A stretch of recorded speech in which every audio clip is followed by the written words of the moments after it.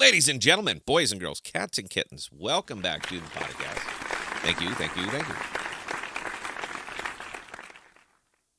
Yeah, I'm not sure how to do this one. You know what? I am sure how to do this one. We're just going to go ahead and do it. I haven't done an AMP video for a little bit. I'm going to.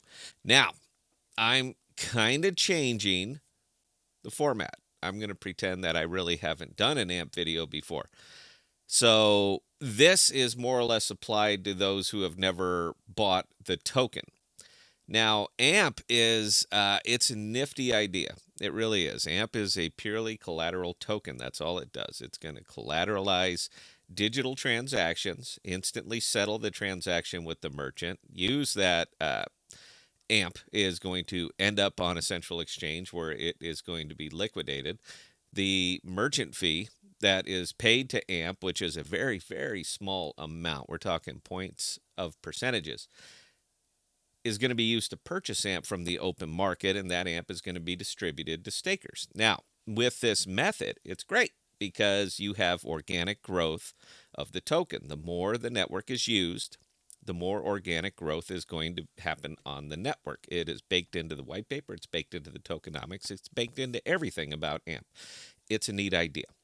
Now, if you've never been in this token, the price is not bad. Let me show you.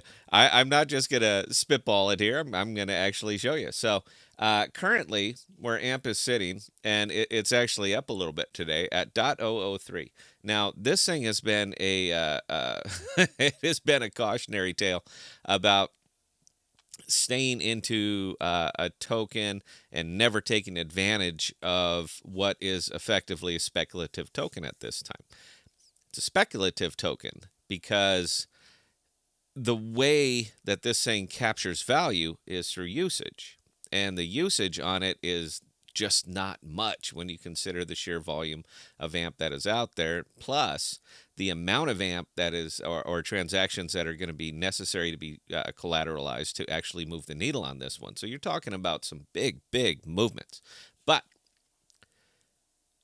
it does have kind of an earning opportunity as it sits here at its current price.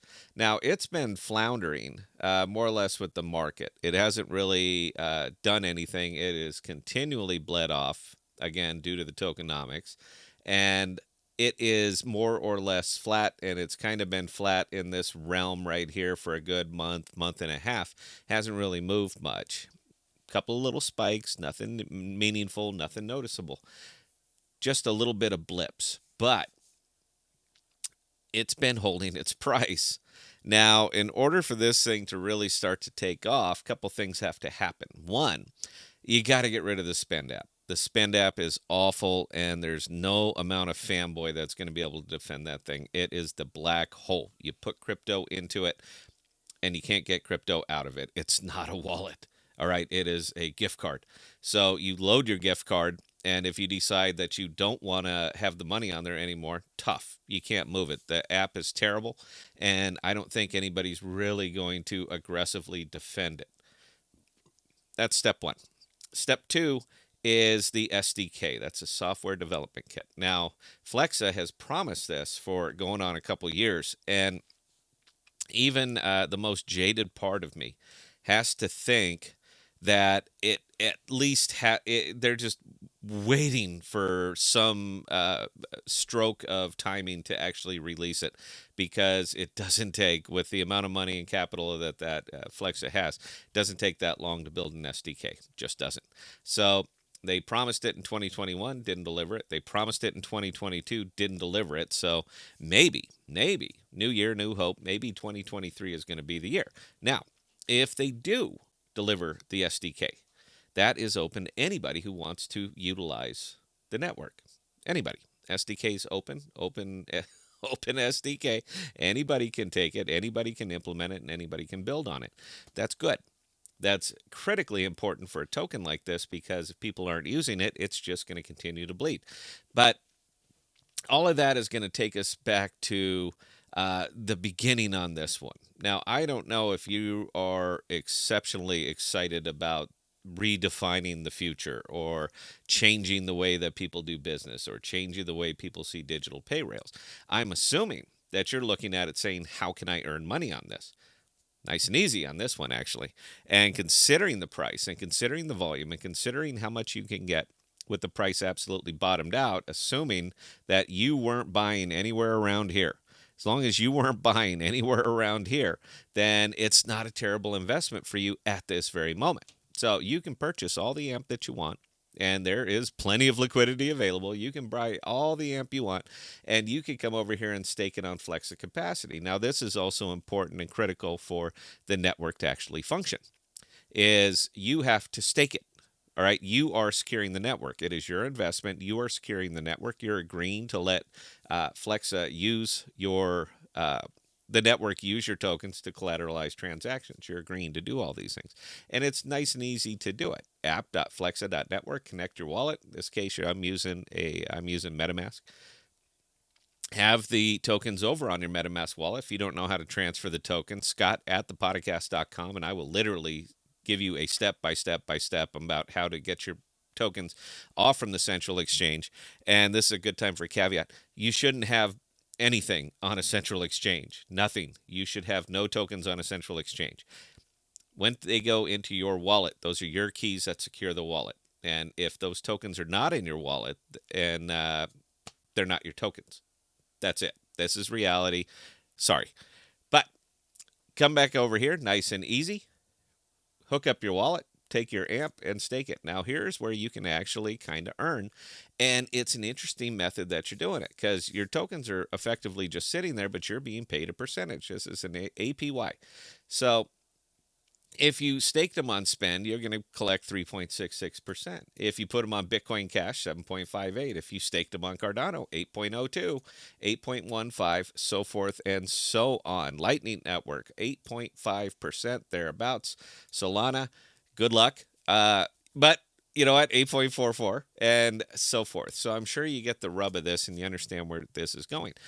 These tokens are paid to you and auto compounded on the epoch. Boom, boom, boom. Every time that thing ticks over, you're going to have a little bit more.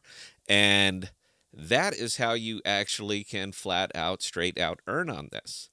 Now, if you've never touched AMP before, you've never been near this token, this is the first time that you're ever hearing of something like this, you're not in a bad position because the bleeding that this token has done, and you can see it on the price right there, the bleeding that this token has done, the worst of it's already occurred. So if you're jumping into it right now, and if that price can hold, that's a big if. That's a big right here. That's a big, big if. But if it can, you're going to sit there and happily collect approximately 8.5%, 24/7, 365, while that price holds and while Flexa continues to do whatever the hell that they're going to be doing.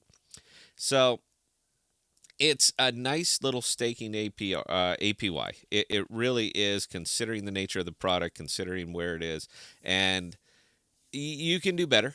You can do better. But again, if we're looking at this with fresh eyes, brand new year coming out of nowhere, it's not it's not a bad swing away. I'm just saying on some of these things that you can do worse. Now, I've held AMP all the way up, all the way down. Not a lot, a little bit. I've always been a big fan of the project. I'll continue to be a big fan of the project because I have changed all of my perspective in crypto as well. Speculative tokens are dying. They are dead and dying. And we are into value capture. AMP can capture value. It absolutely can capture value by its very nature, by the way it was designed. It was designed to capture value. So if you believe in the tokenomics, and I do, and if you believe in the potential of it, and I sort of do, but if you believe all of these things together, then it's not a terrible investment. I wouldn't go heavy in it. Absolutely not, because you know what, this thing is still, they've had years to get this together and they still really haven't. But uh, again, as we're shifting, I'm shifting personally all the way over to value capture. I got to call them like I see them, and there is some value capture possibility in there. Again, I wouldn't go heavy. A lot of work to do. A lot of things have to line up for this one. A lot of things have to line up for it, but they're still fairly well funded. A lot of irons in the fire, so who knows? New year, new amp, new Scott, new podcast, new everything. And there you go. I didn't shit all over it. And you know what, guys? You're welcome. I still see some value in this. And at .003, just saying. Questions or comments, Scott at thepodcast.com. I answer any and all of them. And until next time, please stay safe. Please be smart with your money. Go amp. Cheers.